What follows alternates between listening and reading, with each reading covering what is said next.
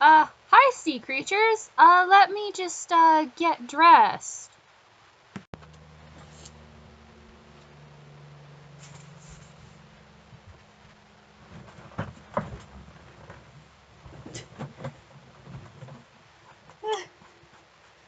Apologies. There. Sup, sea creatures? It's Wave. Sorry. I must have hit record accidentally. So, I'm back at it again with another one of those fact videos. This one is going to be on the book burnings during World War II. Now, I do have my notes again. Oh, I have to go find them. Pardon. So,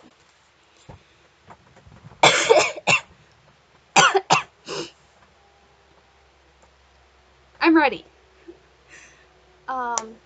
So, book burnings did take place before World War II, but the biggest ones we would hear about in our time were during World War II, because people have been known to burn books. Why? Because burning books or knowledgeable items shows kind of a sense of power, and it's a form of censorship, which is why they did it in World War II.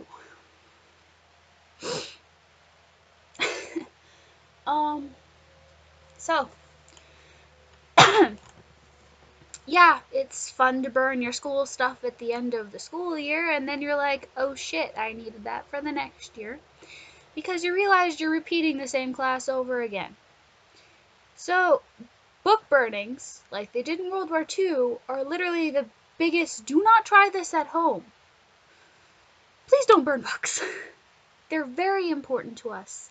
And there were, during the World War II book burnings, there was so much history lost in burning these books.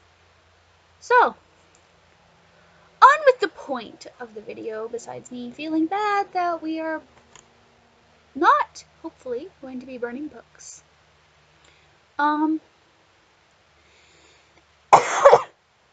So, why well, most people think it was the Nazis who did it, but they were kind of the ones that were like, oh yeah, this is a law. It was actually the first biggest one in history, in World War II history, was in May 1933, and it was actually done by university students, from what I looked up and stuff. It was university students and their professors that took these books out of people's homes and hospitals, or if there's books in hospitals. Yeah, there's those magazines in hospitals. It was like homes, schools, libraries. They just threw it all in a pile and lit it up. And these were all the books that were claimed as non-German. So anything to do with, like, anything non-German at the time, which would have been communist books, Jewish books, yeah.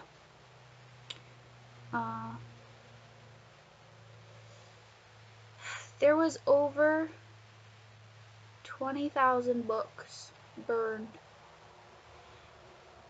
And it wasn't just books. There was also historical papers, anything to do with history of the non-Germans at the time. And like I said earlier, just all this knowledge and stuff that we could have known is gone. especially in Germany because of all the book burnings and stuff. It's just gone. We don't have it anymore because they lit it up on fire. Great job, people. Um, like, I know it wasn't just Nazis who burned books. There was also some people who were running away from them that burned books, but they did it to survive. Just lighting up a pile of books just because you don't agree with them, in my opinion, is not okay. For one, because books are really precious to us now, because, well, I understand there's like the whole internet thing, so books are basically going extinct anyway, but there's still people who love flipping through like a book to read it instead of audiobook listening to it or watching a YouTube video about it or something like that. But those books are gone. All books hold a bunch of knowledge that even some of the internet doesn't have. It's the same as book to movie adaptations. The movies are missing half the plot and the character development that is in the book.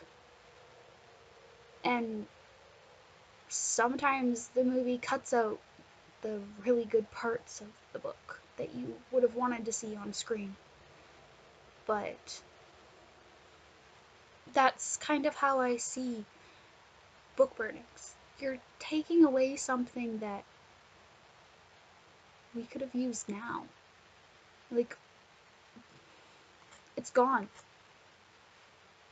And during World War II, a lot of it was censorship because the Nazis were like, oh no, the Aryans are the strong race and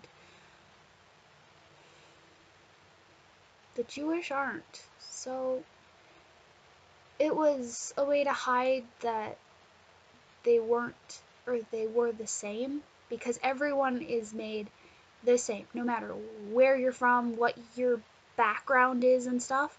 We're all made the same genetically. We may have like slightly different genetics, but most of our genetic makeup is the same.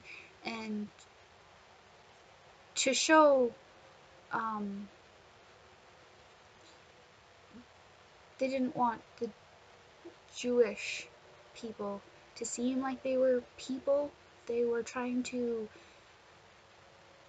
I forget the word, but trying to make them seem like they're less people, which burning their books made it that they had no real proof to prove that they were the same as an Aryan, which is really sad considering what happened during the Holocaust and all of that. There actually wasn't a lot about book burnings that I found, which it's a pretty big thing, but many people wouldn't suggest it is. So I don't think it's right to burn books or your schoolwork like some kids do at the end of the year because like, yes, because I've learned from experience that you sometimes need it for the next year, and it makes it very helpful, especially in high school and your university courses, because some of those courses you're gonna have to repeat, because some of them you need. So burning your schoolwork or the books for the class, not a good idea. Um, Again, it was for censorship and power reasons, but like I've said several times, that history is lost to us. so we'll never really know about it, because it went up in flames. So, lesson to be learned from this: do not burn books or some of your schoolwork. Um, this is the biggest do not try this at home, I guess, even though I strongly have opinions on certain books that I personally think should burn. My friend wouldn't let me borrow her book.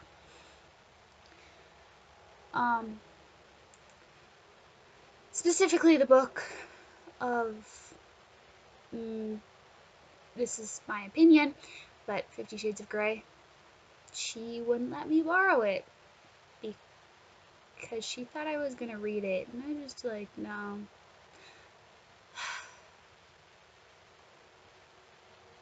No, I'm never reading that book. That's on one of my do not read book lists. So that's all about book burnings. I have anyone who watches this, could you comment below your favorite book so I may read it and possibly enjoy it? And I hope you learned a lot. I forgot 2 of my props. I'll be right back. Okay, I'm back. 2 books specifically that I will suggest reading, because they both have book burnings in them, is The Book Thief by Marcus. Please, I'm sorry if I butcher your last name. Zuckus? Zucksack? I'm gonna butcher it, I'm sorry. The Book Thief. I've read this one.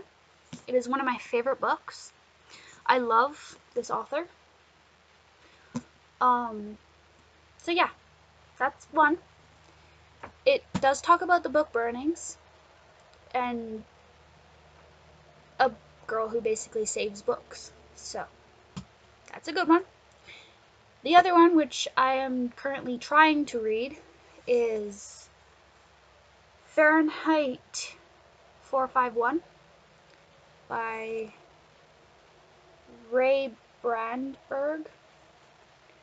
I've read a little bit of it. It's a pretty interesting book. It also has to do with book burnings, but in a different sense than in the war. I am planning to continue reading this book. So, yeah. These are my suggestions. And comment below yours. Thank you for watching.